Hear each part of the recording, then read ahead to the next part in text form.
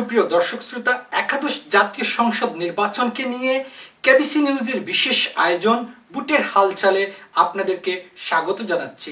সঙ্গে আছি আমি আব্দুল মুমিত রুমেন। সিলেট বিভাগের 19টি আসনের মধ্যে মৌলভীবাজার 2 কুলাউড়া আসন, 1টি পৌরসভা এবং 13টি ইউনিয়ন নিয়ে গঠিত। এখানে মোট জনসংখ্যা হচ্ছে প্রায় 4 লক্ষ।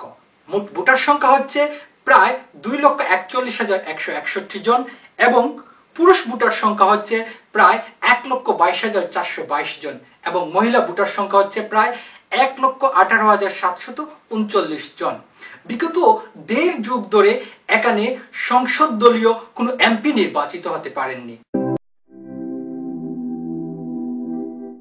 কুলাউড়া আসনকে ঘিরে মৌলভীবাজার জেলা জুড়ে চলছে ব্যাপক আলোচনা। 1996 সালে দলীয় প্রতীক নৌকা নিয়ে নির্বাচিত হন সাবেক ডাকসুর ভিপি সুলতান মোহাম্মদ মনসুর আহমেদ। এরপর 2001 সালে ডাকসুর সাবেক এই ভিপিকে পরাজিত করে স্বতন্ত্র এমপি নির্বাচিত হয়ে আলোচিত হয়েছিলেন MM শাহীন।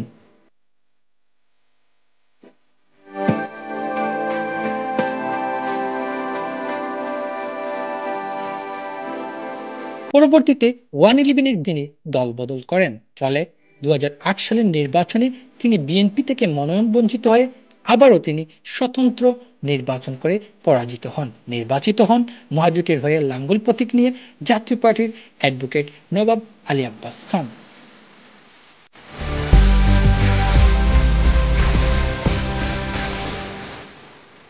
2014 সালের নির্বাচনের স্বতন্ত্র প্রার্থী হয়ে নির্বাচিত হন আওয়ামী লীগের বিদ্রোহী প্রার্থী আব্দুল মতিন।